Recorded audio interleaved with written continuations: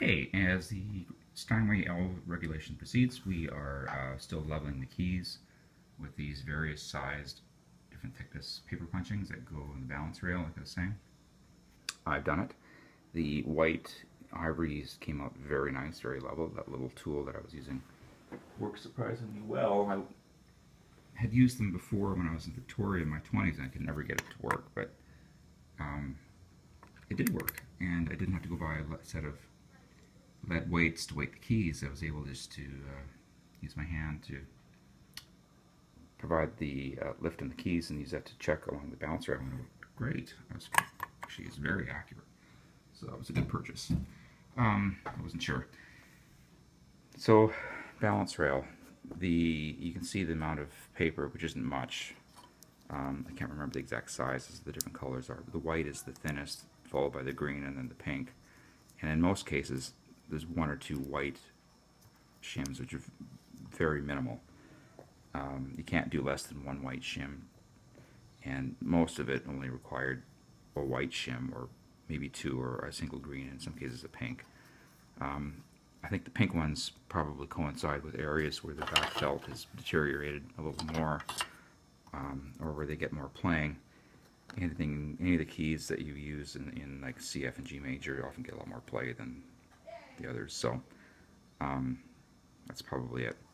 Just over time it catches up. So I have these are the balance rail bushings. They're made out of wood and they're covered in felt and then drilled through. Normally cheaper pianos just use a felt bushing. But these are the same thing, but made out of felt. This is much more durable. The wood's not going to give, and that's a woven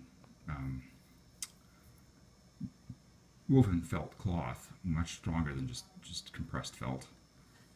So these will last probably the life of the piano.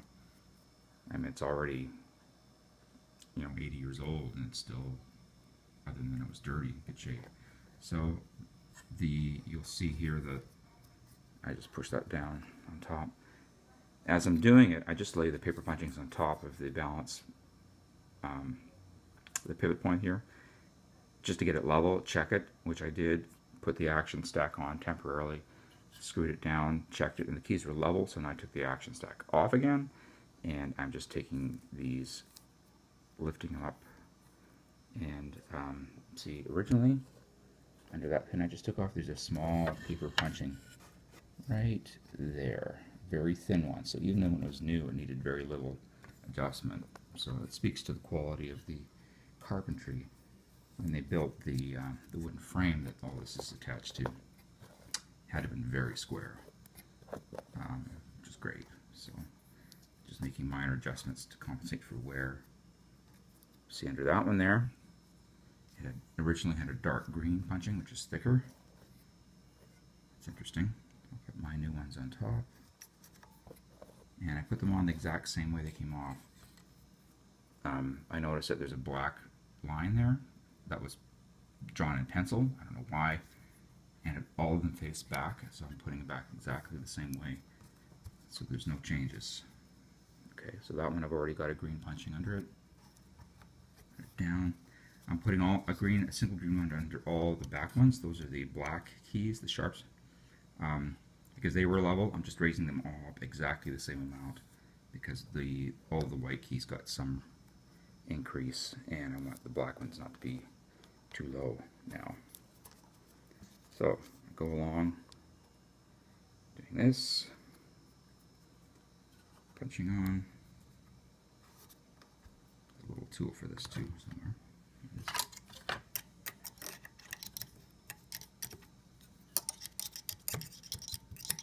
Down. I don't want to fold it over because I will adjust the thickness too. Good.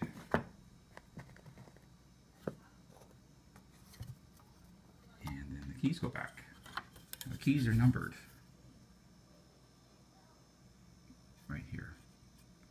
So you can't, if you get mixed up, it won't matter because you can tell exactly where they came from again, which is nice.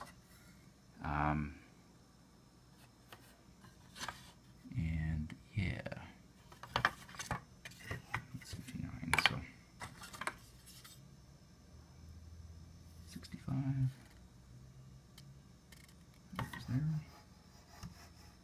Is the key somewhere? Let's see if I mixed up already. That's the C. Definitely was there. This is the B key that goes there.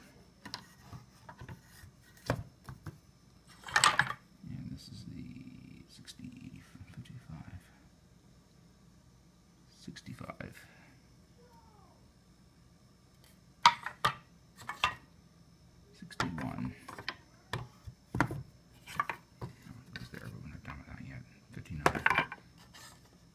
This is 60.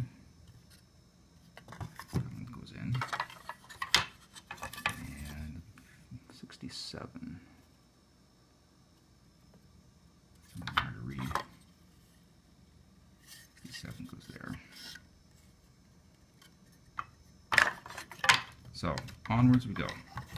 So I will continue what I'm doing here, and before long we're able to move to the next step. So the keys are stable, they're clean, they're level. Then once the keyboard component here is square and true and in good shape, then I move on to the stack with the woodpins and the hammers to get that set up. So more in a bit. Stay tuned.